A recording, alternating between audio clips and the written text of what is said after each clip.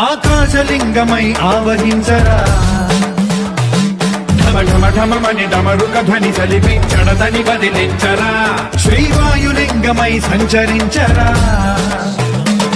అణువణువున తన తనువున నిలిచి చలనమే కలిగించరా భస్మం చేసే అసురునే అగ్నిలింగమై